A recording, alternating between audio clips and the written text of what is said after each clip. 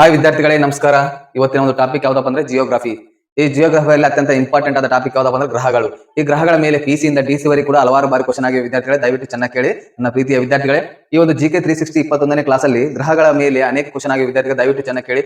ಸೌರವ್ಯೂಹದಲ್ಲಿರುವ ಒಟ್ಟು ಗ್ರಹಗಳ ಸಂಖ್ಯೆ ಕೂಡ ಕೇಳಿದ್ದಾರೆ ಡೈರೆಕ್ಟ್ ಕ್ವಶನ್. ಎಷ್ಟು ಸೌರವ್ಯೂಹದಲ್ಲಿ ಒಟ್ಟು ಗ್ರಹಗಳ ಸಂಖ್ಯೆ ಅಂದ್ರೆ ಟೋಟಲ್ 8 ಗ್ರಹಗಳಿವೆ. ಸೌರವ್ಯೂಹದಲ್ಲಿರುವ ಗ್ರಹಗಳ ಸಂಖ್ಯೆ ಎಷ್ಟಪ್ಪ ಅಂದ್ರೆ 8. ಅದಕ್ಕಿಂತ ಹಿಂದೆ ಎಷ್ಟಿದ್ವಪ್ಪ ಅಂದ್ರೆ 9 ಗ್ರಹಗಳಿದ್ವು. 9 ಗ್ರಹಗಳಿದ್ವು. ಆ 9ನೇ ಗ್ರಹವನ್ನು ತೆಗೆದುಹಾಕಲಾಗಿದೆ. ಅದು ಯಾವ್ದಪ್ಪ ಅಂದ್ರೆ ಪ್ಲೇಟೋ. ಪ್ಲೇಟೋ ಗ್ರಹವನ್ನು 2006ರಲ್ಲಿ ತೆಗೆದುಹಾಕಲಾಗಿದೆ. ಯಾಕಪ್ಪ ಅಂದ್ರೆ ತನ್ನ ಕಕ್ಷೆಯನ್ನು ಬಿಟ್ಟು ಬೇರೊಂದು ಕಕ್ಷೆಯ ಸುತ್ತ ತಿರುಗುತ್ತಿತ್ತು. ಆದ್ರಿಂದ ಇದು ಗ್ರಹಗಳ ಲಕ್ಷಣ ಅಲ್ಲ ಎಂದು ಆ ಪ್ಲೇಟೋ ಗ್ರಹವನ್ನು 2006ರಲ್ಲಿ ತೆಗೆದುಹಾಕಲಾಗಿದೆ. ಇದು ಕೂಡ ಕ್ವಶನ್ ಆಗಿದೆ ವಿದ್ಯಾರ್ಥಿ. ಯಾವ ಗ್ರಹವನ್ನು ಯಾವಾಗ ತೆಗೆದುಹಾಕಲಾಗಿದೆ ಅಂದ್ರೆ 2006ರಲ್ಲಿ ಪ್ಲೇಟೋ ಗ್ರಹವನ್ನು ತೆಗೆದುಹಾಕಲಾಗಿದೆ. ಅದೇ ರೀತಿ ವಿದ್ಯಾರ್ಥಿ ಅತ್ಯಂತ ಚಿಕ್ಕ ಗ್ರಹ ಕೂಡ ಪ್ಲೇಟೋ ಗ್ರಹವಾಗಿತ್ತು. ಅದು 2006ರಲ್ಲಿ ತೆಗೆದುಹಾಕಲಾಗಿದೆ. ಅದೇ ರೀತಿ ಈಗ ಚಿಕ್ಕ ಗ್ರಹ ಯಾವ್ದಪ್ಪ ಅಂದ್ರೆ ಬುಧ ಗ್ರಹ. ಇದು ಕೂಡ ಕ್ವಶನ್ ಆಗಿದೆ ವಿದ್ಯಾರ್ಥಿಗಳೇ. ಅದೇ ರೀತಿ ಇವಾಗ ಸದ್ಯಕ್ಕೆ ಎಷ್ಟು ಅಂದ್ರೆ ಸೌರವ್ಯೂಹದಲ್ಲಿ ಎಷ್ಟು ಗ್ರಹಗಳಪ್ಪ ಅಂದ್ರೆ 8 ಗ್ರಹಗಳಿವೆ. ಮೊದಲು 9 ಗ್ರಹಗಳಿದ್ವು. 2006ರಲ್ಲಿ ಪ್ಲೇಟೋ ಗ್ರಹವನ್ನು ತೆಗೆದು ಹಾಕಲಾಗಿದೆ. ಈಗ ಸದ್ಯಕ್ಕೆ ಇರುವ ಗ್ರಹಗಳ ಸಂಖ್ಯೆ ಎಷ್ಟಪ್ಪ ಅಂದ್ರೆ 8. ಒಟ್ಟು ಗ್ರಹಗಳ ಸಂಖ್ಯೆ ಎಷ್ಟಪ್ಪ ಅಂದ್ರೆ 8. ಇದು ಡೈರೆಕ್ಟ್ ಪೊಲೀಸ್ ಕಾನ್ಸ್ಟೇಬಲ್ ಅಲ್ಲಿ ಡೈರೆಕ್ಟ್ ಕ್ವಶನ್ ಆಗಿದೆ. PC ಅಲ್ಲಿ ಡೈರೆಕ್ಟ್ ಕ್ವಶನ್ ಆಗಿದೆ. ಸೌರವ್ಯೂಹದಲ್ಲಿರುವ ಒಟ್ಟು ಗ್ರಹಗಳ ಸಂಖ್ಯೆ ಎಷ್ಟಪ್ಪ ಅಂದ್ರೆ 8. ಅದೇ ರೀತಿ ವಿದ್ಯಾರ್ಥಿಗಳ 8 ಗ್ರಹಗಳನ್ನು ನೋಡೋಣ ವಿದ್ಯಾರ್ಥಿಗಳ. ಒಂದು ಬುಧ, ಶುಕ್ರ, ಭೂಮಿ, ಮಂಗಳ, ಗುರು, ಶನಿ, ಯುರೇನಸ್, ನೆಪ್ಚೂನ್. ಇಂಗ್ಲಿಷ್ ಅಲ್ಲಿ Mercury, Venus, Earth, Mars, Jupiter, Saturn, Uranus, Neptune. ಈ 8 ಗ್ರಹಗಳು ಕೂಡ ತುಂಬಾ ಇಂಪಾರ್ಟೆಂಟ್ ವಿದ್ಯಾರ್ಥಿಗಳೇ. ಸೂರ್ಯನಿಗೆ ಅತ್ಯಂತ ಸಮೀಪವಿರುವ ಗ್ರಹ ಯಾವುದು ಅನ್ನೋದು ಕೂಡ ಪ್ರಶ್ನೆ ಆಗಿದೆ. ಯಾವ್ದಪ್ಪ ಅಂದ್ರೆ ಬುಧ. ಅದೇ ರೀತಿ ವಿದ್ಯಾರ್ಥಿಗಳ ಅತ್ಯಂತ ದೊಡ್ಡ ಗ್ರಹ ಯಾವ್ದಪ್ಪ ಅಂದ್ರೆ ಗುರು. ಅದೇ ರೀತಿ ಭೂಮಿಯ ಒಂದು ಅವಳಿ ಗ್ರಹ ಯಾವುದನ್ನು ಕೂಡ ಕ್ವಶನ್ ಆಗಿದೆ. ಯಾವ್ದಪ್ಪ ಅಂದ್ರೆ ಶುಕ್ರ. ಅತ್ಯಂತ ಹೆಚ್ಚು ಪ್ರಕಾಶಮಾನವನ್ನು ಹೊಂದಿರುವ ಗ್ರಹ ಯಾವ್ದಪ್ಪ ಅಂದ್ರೆ ಶುಕ್ರವನ್ನು ಸಂಜೆಯ ನಕ್ಷತ್ರ ಎಂದು ಕೂಡ ಕರೀತಾರೆ. ಇದು ಕೂಡ ಕ್ವಶನ್ ಆಗಿದೆ ವಿದ್ಯಾರ್ಥಿಗಳೇ, ದಯವಿಟ್ಟು ಚೆನ್ನಾಗಿ ಕೇಳಿ ನನ್ನ ಪ್ರೀತಿಯ ವಿದ್ಯಾರ್ಥಿಗಳು. ಅದೇ ರೀತಿ ಒಟ್ಟು ಗ್ರಹಗಳ ಸಂಖ್ಯೆ ಎಷ್ಟಪ್ಪ ಅಂದ್ರೆ 8.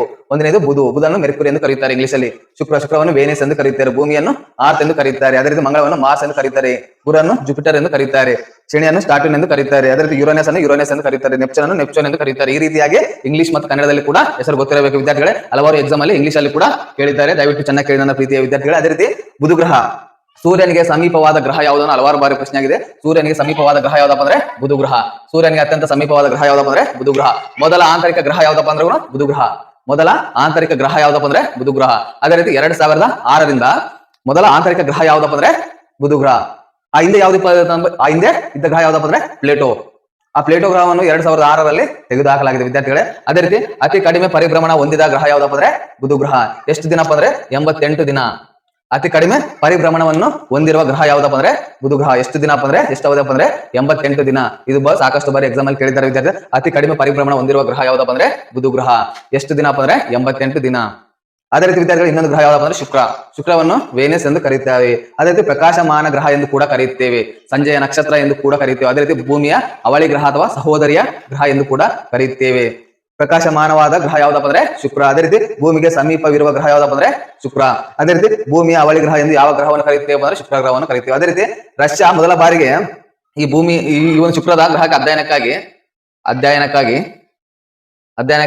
ರಷ್ಯಾ ವೇನೋರ್ 1 ಎಂಬ ನೌಕೆಯನ್ನು ಕಳಿಸಿದೆ. ಇದು ಕೂಡ ಪ್ರಶ್ನೆ ಆಗಿದೆ ವಿದ್ಯಾರ್ಥಿಗಳೇ. ಶುಕ್ರದ ಒಂದು ಅಧ್ಯಯನಕ್ಕೆ ವೇನೋರ್ 1 ಎಂಬ ನೌಕೆಯನ್ನು ಕಳಿಸಿದ ದೇಶ ಯಾವ್ದಪ್ಪ ಅಂತ ಪ್ರಶ್ನೆ ಆಗಿದೆ UPSC ಅಲ್ಲಿ. ಯಾವ್ದಪ್ಪ ಅಂದ್ರೆ ರಷ್ಯಾ ವೇನರ್ 1 ಎಂಬ ನೌಕೆಯನ್ನು ಶುಕ್ರ ಗ್ರಹಕ್ಕೆ ಅಧ್ಯಯನಕ್ಕಾಗಿ ಕಳಿಸಿದ ದೇಶ ಯಾವ್ದಪ್ಪ ಅಂದ್ರೆ ರಷ್ಯಾ.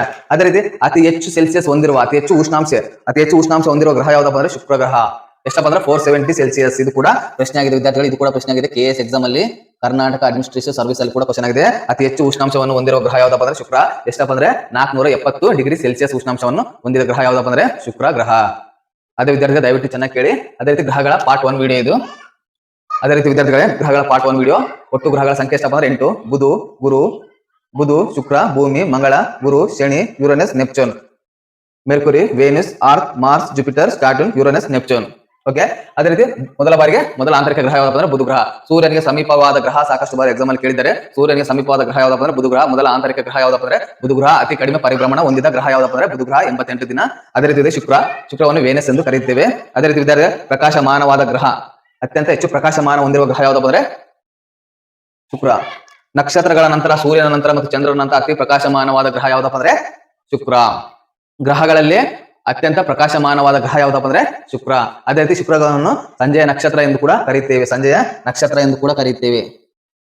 ಸಂಜೆಯ ನಕ್ಷತ್ರ ಸಂಜೆಯ ನಕ್ಷತ್ರ ಎಂದು ಕೂಡ ಕರೀತೇವೆ, ಸಂಜೆಯ ಬೆಳ್ಳಿ ಚುಕ್ಕೆ ಎಂದು ಕೂಡ ಕರೀತೇವೆ. ಇದು ಕೂಡ ಕ್ವಶನ್ ಆಗಿದೆ. ಅದೇ ರೀತಿ ಭೂಮಿಯ ಸಮೀಪದ ಗ್ರಹ ಅಥವಾ ಭೂಮಿಯ ಅವಳಿ ಗ್ರಹ ಎಂದು ಕೂಡ ಕರೀತೇವೆ. ಅದೇ ರೀತಿ ಅತಿ ಹೆಚ್ಚು ಉಷ್ಣಾಂಶವನ್ನು ಹೊಂದಿರುವ ಗ್ರಹ ಯಾವ್ದಪ್ಪ ಅಂದ್ರೆ ಶುಕ್ರ ಗ್ರಹ. ಎಷ್ಟಪ್ಪ ಅಂದ್ರೆ 470 ಡಿಗ್ರಿ ಸೆಲ್ಸಿಯಸ್. ಅದೇ ರೀತಿ ಇದರ ಒಂದು ಅಧ್ಯಯನಕ್ಕಾಗಿ ಶುಕ್ರ ಗ್ರಹ ಅಧ್ಯಯನಕ್ಕಾಗಿ ಯಾವ ದೇಶ ಕಳಿಸಿದಪ್ಪ ಅಂದ್ರೆ ರಷ್ಯಾ ದೇಶ ವೇನರ್ 1 ಎಂಬ ನೌಕೆಯನ್ನು ಕಳಿಸಿದೆ. ಇದು ಕೂಡ ಕ್ವಶನ್ ಆಗಿದೆ ವಿದ್ಯಾರ್ಥಿಗಳು, ದಯವಿಟ್ಟು ಚೆನ್ನಾಗಿ ಕೇಳಿ.